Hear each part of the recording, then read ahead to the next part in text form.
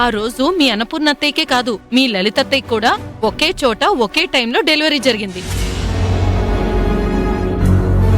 అంటే ఇద్దరు ఒకటే హాస్పిటలా?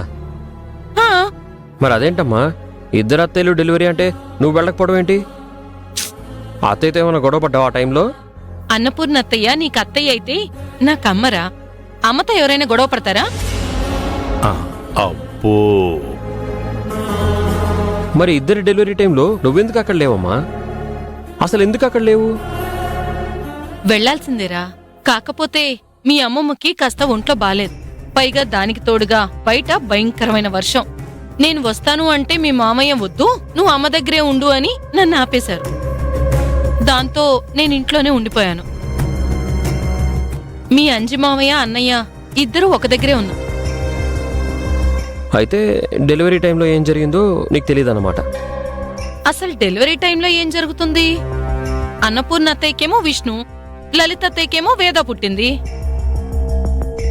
అని మామయ్య చెప్పాడు, అంతే కదా? అక్కడ జరిగింది కూడా అదే కదరా, ఎందుకలా అడుగుతున్నావు? అబే ఏం లేదమ్మా. కాకపోతే వాళ్ళ డెలివరీ అయిన తర్వాత ఒక వారం రోజుల వరకు మీ మామయ్య ఎందుకో చాలా డల్లుగా ఉన్నారు. డల్గానా? ఎందుకు? ఎందుకో తెలీదు. పిల్లలు పుట్టారన్న ఆనందమైతే అంతగా కనిపించలేదు. ఏమైందన్నయ్య అని అడిగితే దానికి సరిగ్గా సమాధానం కూడా చెప్పలేదు. మళ్ళీ కొంతకాలం తర్వాత మామూలైపోయారు. అది కాదమ్మా, ఇప్పుడు పాప పుడితే బాబు పుట్టలేదని చెప్పి డల్ అయి ఉండొచ్చు. బాబు ఒక్కడే పుడితే పాప ఉంటే బాగుంటుందని ఆశపడి ఉండొచ్చు. కానీ పాప బాబు ఇద్దరు పుట్టిన తర్వాత కూడా మావయ్య ఎందుకు అలా డల్గా ఉన్నట్టు? ఇప్పుడు నువ్వు నన్ను అడిగినట్టు నేను మా అన్నయ్యని క్వశ్చన్ చేయలేను కదా. సరే అమ్మా, నేను వస్తా, నువ్వు పని చూసుకో.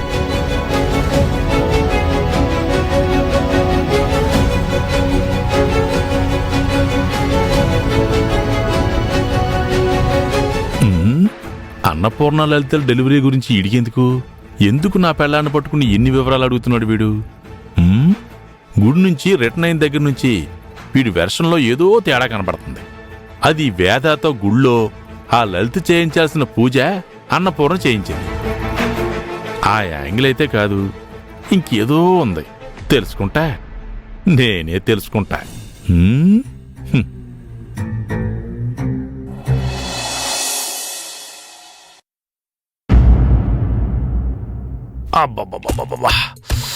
అబ్బాబోయ్, ఓఫో, తెల్లారేసరికి ఫ్రీగా డెలివరీ అవ్వకపోతే దీనికంటే నరకం ఇంకోటి ఉండదు.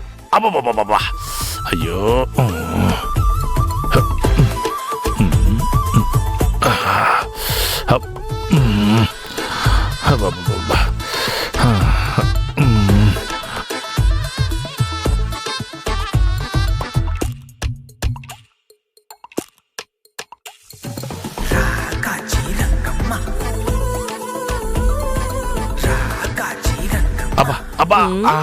ఏంటల్లుడు, నెలలు నిండిన గర్భిణీలాగా కడుపు పట్టుకుని అటు ఇటు తిరుగుతున్నావు? వచ్చింది అత్తయ్య. ఏంటొచ్చింది? వచ్చింది కడుపు కాదు, కడుపు నొప్పి అత్తయ్య. అడ్డమైనవన్నీ లోపల పడేస్తే ఇలాగే ఏడుస్తుంది. మరి లోపలికి పోయి నిర్మలతోనో అన్నపూర్ణతోనో అడిగి ఇంత వాము ఉప్పు తినేడు.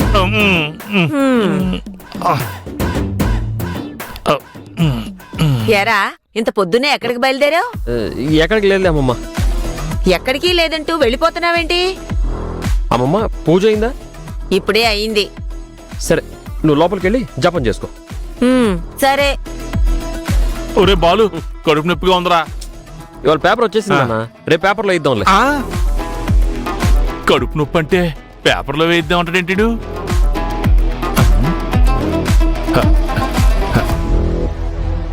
ఈడేంటి ఇంత పొద్దున్నే లలితింట్లోకి వెళ్తున్నాడు? ఆ రోజు మీ అన్నపూర్ణ అత్తయ్యకే కాదు, లలిత అత్తయ్య కూడా ఒకే చోట ఒకే టైంలో డెలివరీ జరిగింది. ఇద్దరు ఒకటే హాస్పిటలా?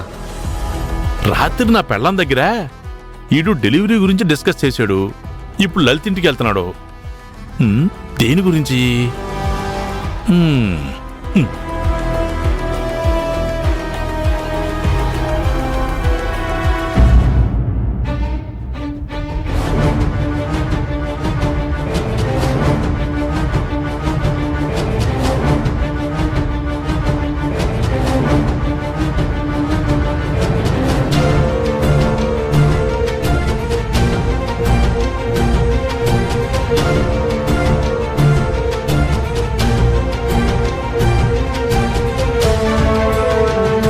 అత్తయ్య అత్తయ్య పాలు. అత్తయ్య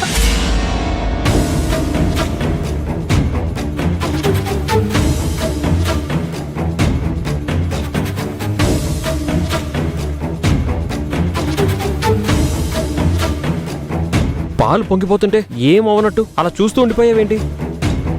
ఏం ఆలోచిస్తున్నావు? చూసుకోలేదురా. అయినా నువ్వేంటి ఎంత పొద్దున్నే వచ్చావు? అంటే అది అంటే అది కాఫీ ఇస్తావని. తెస్తాను, కూర్చో.